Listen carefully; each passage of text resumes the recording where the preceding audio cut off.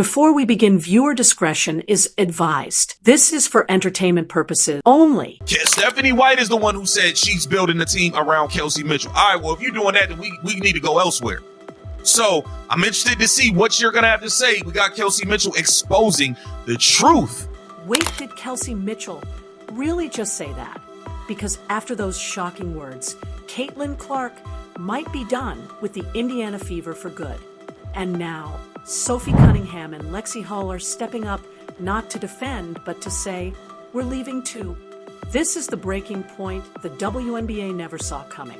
Something huge is happening behind the scenes, and it's changing everything. Before we dive in, hit that like button, subscribe, and let's uncover the truth. I think it was just unfortunate when the season started that Caitlin got hurt. Because I think you get to see how special us three are together.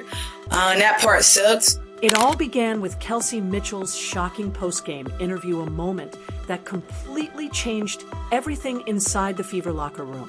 Reporters expected the usual talk about defense, teamwork, and effort, but Kelsey went off script. Her voice shook, her tone turned cold, and then she dropped the line that stunned everyone. You can't keep asking players to give everything when all we get back is disrespect. The room froze. Fans instantly realized this wasn't frustration. It was a message, a warning, and possibly a goodbye. What happens? Even if I don't think Kelsey Mitchell wants to leave.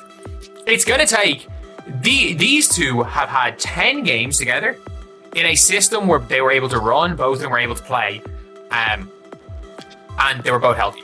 They have had 10 games when Christy Sides was no longer their coach, and they coached themselves. They had 10 of those games when they stopped listening to Christy Sides. And then Caitlin was injured this whole year.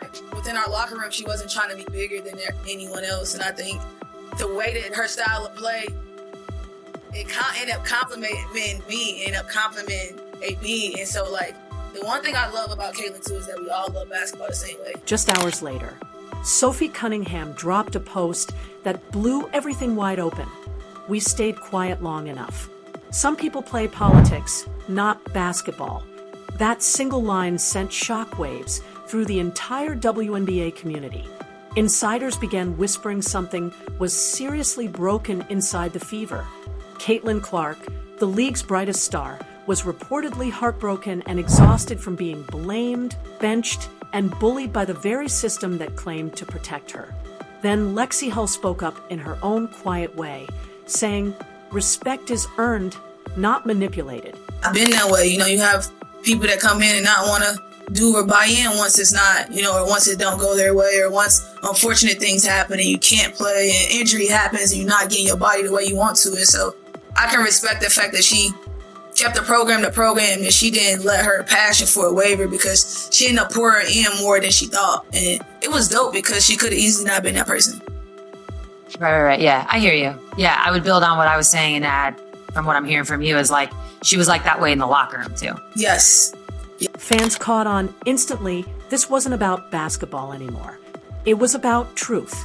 And now it seems all three, Kelsey Mitchell, Sophie Cunningham, and Lexi Hall, are done. Not just with the Fever, but with the chaos consuming the entire WNBA. This isn't simple team drama anymore. This is the breaking point. For months, fans have noticed strange patterns, fake injury reports, questionable fouls, and zero accountability from the top. And after Caitlin Clark was reportedly blamed for injuries doctors later said never existed, fans had enough. Fire Kathy Engelbert and justice for Caitlin began trending everywhere. Even ESPN analysts started asking tough questions.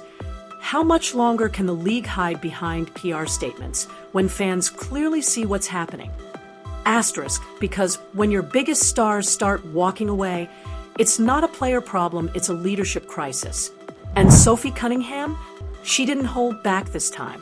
Sources claim she confronted staff behind the scenes, saying, if this is what the league stands for, count me out. That one quote spread like wildfire across social media and basketball forums, sparking outrage among fans. Many are now calling for a full WNBA boycott, accusing Commissioner Kathy Engelbert of turning the league into a controlled media puppet show. Be an adjustment. You got the biggest star in women's sports coming onto the team. And it's now, and wherever she go, it's her show. So everybody got to find a role. Batman is there. You can be Robin, or y'all got to figure out what y'all gonna be. It's as simple as that. But obviously, there's a huge adjustment when Caitlin Clark joins the team. It sounds like Kelsey Mitchell had conversations with the ownership or the higher ups about what was about to take place or what was taking place. Players are being silenced, and their stories feel scripted. Yet Caitlin Clark's silence has become the loudest message of all. She hasn't spoken publicly, but her sudden unfollowing spree on social media says everything. Kelsey Mitchell deleted all her fever photos. Sophie's bio now reads new chapter loading. And Lexi Hull posted a black screen with the words, "Sometimes silence is safer than truth." Fans are heartbroken, angry, emotional, and betrayed. The women they admired, who gave everything to the game, are walking away with nothing but scars and silence. This isn't just a WNBA controversy anymore, it's a movement. The moment players finally say, enough. To play together again is like, we have so many more doors to open. I think that she's still much younger. I think I can still compliment her in different ways, assuming, the way life happens in the future. But yeah, it's just like we've always complimented each other. Yeah, I mean, you already talked a little bit about just like Caitlin and how she was coming in also. So now I want you to talk about like the three of you and how do you complement each other? I think the best part about it is that our pace, we are aligned on pace, and that is a big part of the game. When it's bad, have a sense of pace still. When it's horrible, have a sense of pace. When it's great, keep the pace going. And Caitlin plays in a way that we don't have time to dwell. I think I started to have a better shot efficiency because I started not thinking about it if I missed, because the way Caitlin was playing and how I played. And I'm like, I feel like a kid in the candy store. I'm like, ooh, what about people that want to play fast? And it just, the pace alone was just like our thing. And then from there, our individual games, obviously, me being able to draw, being able to cut, and Caitlin see me, her ability to be able to pass, AB ability to be able to pass, which is underrated in people. Because no paycheck, no fame, and no spotlight can fix a broken system. When your brightest stars start walking away, it's not the players who failed, it's the league that did. Caitlin Clark, Kelsey Mitchell, and Sophie Cunningham once represented everything the WNBA could have been. Heart, fight, and hope.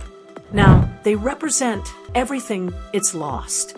If you believe these players deserve better, hit that like button, comment respect the players, and subscribe for more updates, because the truth, it's only just beginning.